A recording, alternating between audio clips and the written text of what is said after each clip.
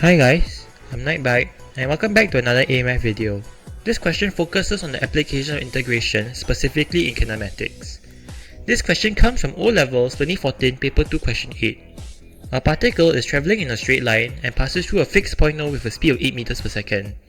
The acceleration, 8 meters per second squared, of the particle, t seconds after passing through O, is given by A equals negative e to the power of negative 0.1 t.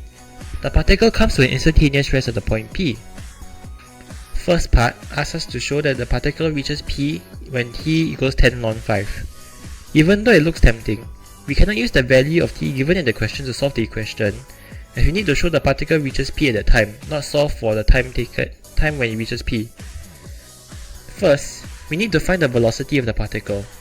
As the acceleration is the rate of change of velocity with respect to time, we integrate the function for acceleration to get the velocity function with respect to time. Remember to add the constant of integration. After integrating, in order to find the constant of integration, we have to substitute values for the unknown t, or time, and v, or velocity.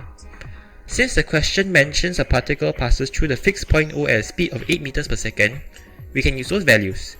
Substitute t equals 0 and v equals 8 into the velocity function. It is important to remember that any number to the power of 0 is equals to 1, or in this case, e to the power of 0.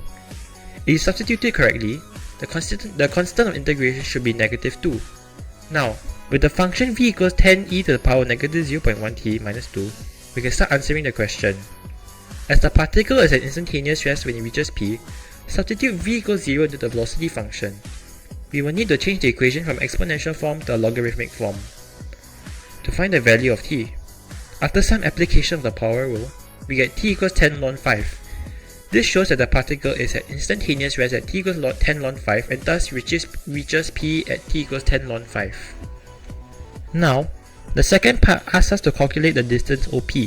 For any question concerning distance, we will need to find the function of the particle's displacement.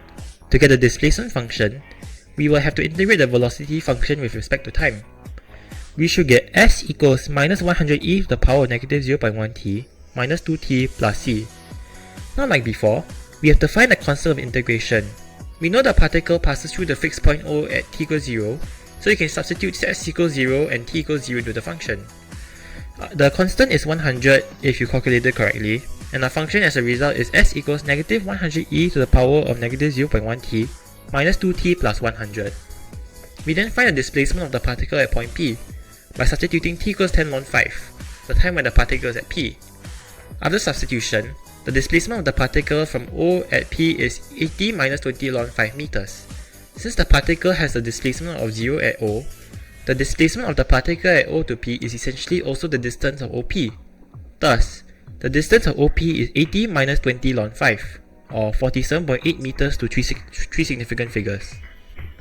Lastly, we have to show the particle is at fixed point O at some instant during the 50th second after first passing through O. To start, the 50th second after passing through O is the period of time from t equals 49 to t equals 50. First, we substitute t equals 49 into the displacement function, where it is 1.26 meters to 3 significant figures. We then substitute t equals 50 into the displacement function as well, where it is minus 0.624 meters to 3 significant figures. Do you notice that the sign of displacement changes from t equals 49 to t equals 50? This shows the particle at some point passed through O again for it to move from the positive side of the axis to the negative side. With that, the question is complete. I hope you can take away something from this video and apply in your exams. All the best for your prelims and O's, and good luck! Thanks for watching and see you next video.